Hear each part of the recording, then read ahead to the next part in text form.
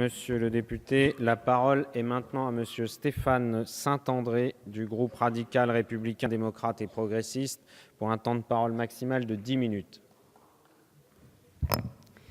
Merci Monsieur le Président, Monsieur le Ministre, Monsieur le rapporteur, chers collègues.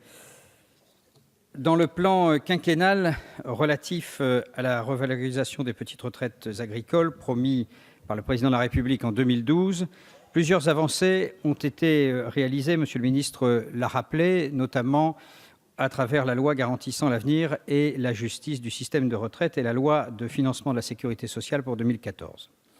De plus, l'extension de la retraite complémentaire obligatoire aux conjoints et aides familiaux, ainsi que la garantie d'une pension minimale de base complémentaire de 75% du SMIC pour une carrière complète faisait partie du dispositif gouvernemental visant à revaloriser les petites retraites agricoles. Nous pouvons nous en féliciter.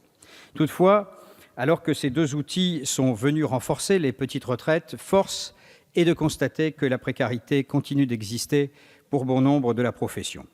Vous le notez dans votre exposé des motifs, monsieur le rapporteur, les pensions moyennes des retraités non salariés agricoles étaient de 710 € en 2014 et comme l'avait pointé ma collègue Dominique Orliac lors de l'examen de ce texte en commission la semaine passée, il y a une différence relevée de près de 280 € entre les hommes et les femmes.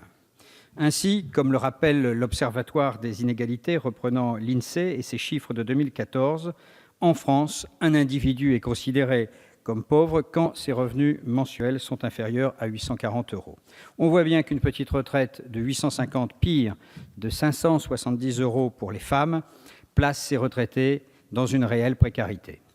De plus, nous le savons, les inégalités entre nos territoires subsistent malheureusement. Si nos agriculteurs de métropole doivent faire face à de nombreuses difficultés financières, notre groupe conçoit bien volontiers que la situation des agriculteurs en outre-mer est également problématique.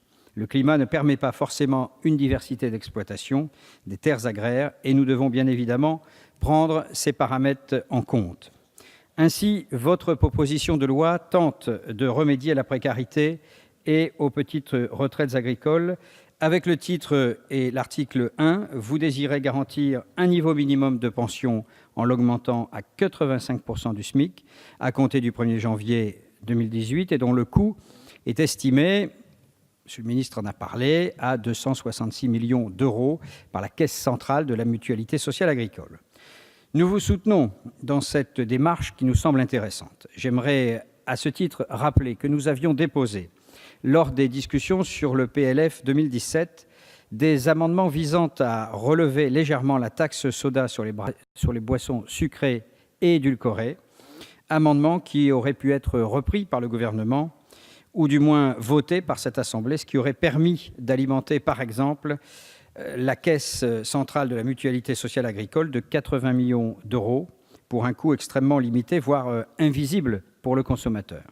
Bref, afin d'assurer l'équilibre du régime et l'augmentation du minimum de pension à 85% du SMIC, l'article 2 initial de votre proposition de loi proposait d'assujettir les revenus financiers des sociétés financières et non financières liées au secteur agricole à une contribution d'assurance vieillesse complémentaire. La rédaction initiale de l'article 2 permettait de lier directement le secteur agricole et les revenus financiers qu'il génère à la mesure qu'il finançait. Comme vous l'avez soulevé en commission, monsieur le rapporteur, cette rédaction initiale soulevait néanmoins plusieurs problèmes, en rendant notamment difficilement identifiable la matière imposable et en pouvant être assimilée à une inégalité de traitement selon le secteur d'activité. Le texte adopté en commission vient clarifier votre dispositif, permettant à la fois de définir précisément le cadre de la nouvelle contribution et de générer des recettes suffisantes. Enfin, vos articles 3 et 4 prévoient plusieurs dispositions afin de revaloriser les pensions des non-salariés et des salariés agricoles des départements et territoires d'outre-mer.